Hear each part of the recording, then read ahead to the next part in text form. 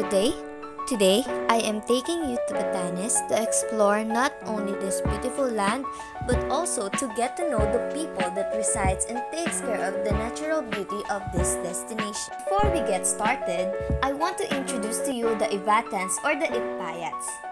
They are the groups inhabiting the two island groups in extreme northern Luzon which lie in the typhoon belt, the Batanes and Babuyan groups. Only the larger islands are habitable and even the larger ones with an estimated area of 21,000 hectares are largely rugged terrain. The relative isolation of the area has led to development of distinct indigenous cultures that have traits of the Cordillera societies and of the people of Formosa. There is a strong regional self-sufficiency. The total national population is about 20,350 with some 1,601 in Bukidnon and 1,044 in Cagayan. So what are we waiting for? Come join me as me and my friends take you to this breathtaking paradise. Itbayat is the largest of the islands, with a population of some 3,551. Batan Island lies 20 kilometers southeast of Itbayat, where Batan, the capital, is located. The population is approximately 6,000, with the communities largely distributed along the coastline, due to the ruggedness of the interior of the islands. The people themselves distinguish between Itbayat and Ivatan as languages and the speakers as having distinct ethnic characters. Batanes is one of the most beautiful places here in the Philippines, and I believe one of the few tribes who managed to keep their heritage and culture alive for over the years. The beauty of it is that because it's not that habitable, the residents manage to be one with nature and enrich the natural beauty of their land. The Ivatans are very hospitable, honest, and are generous, especially to the tourists that visits their place. The lifestyles, the architecture, including those of boats, agricultural techniques, and crops are conditions by the strong winds that buffet the islands.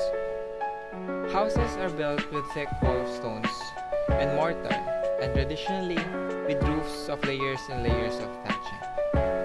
The common dugout of Bangka of the rest of the Philippines is alien to the place where the fisher folk use sturdier crafts, which are rowed rather than paddled.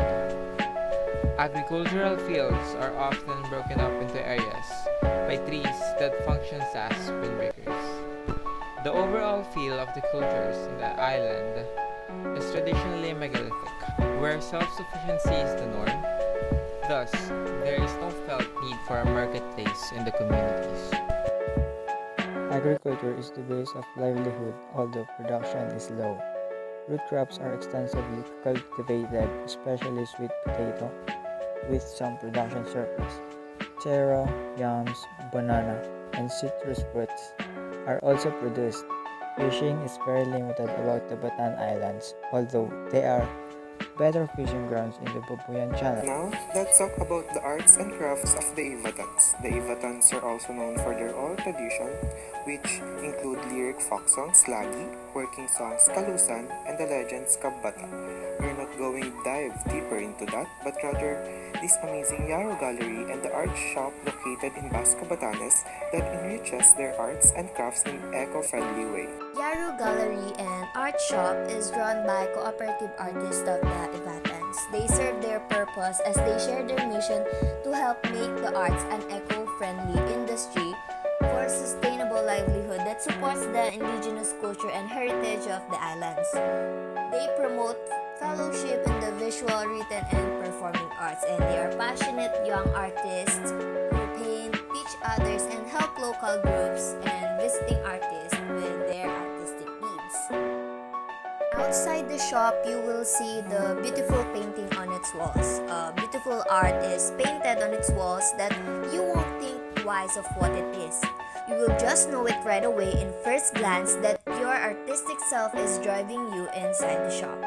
The gallery was founded in February 2011 by the Ivatan artist group Yaro Nu Artes Ivatan in collaboration with Fundacion Pasita, a resort hotel which was the former home of renowned Ivatan artist Pasita Abad.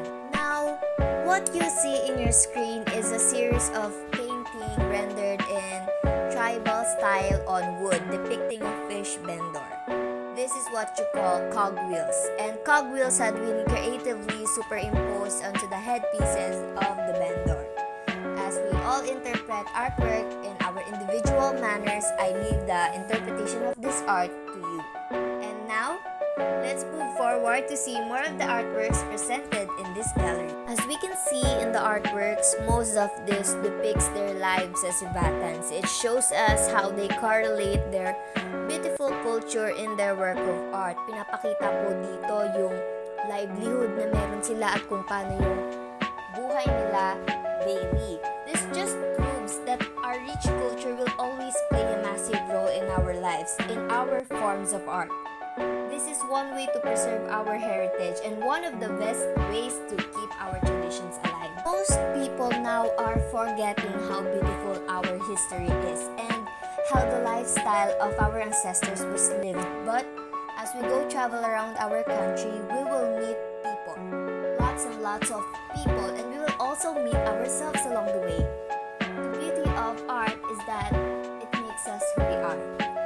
And in various ways, we all have passion burning inside, and getting to know different tribes drives that spark to make it the brightest light and ignite it into a beautiful piece of art. So, that's Batanes, the Ivatans, and their art. Please come and visit Batanes to explore and experience this wonderful journey of finding peace and inspiration to continue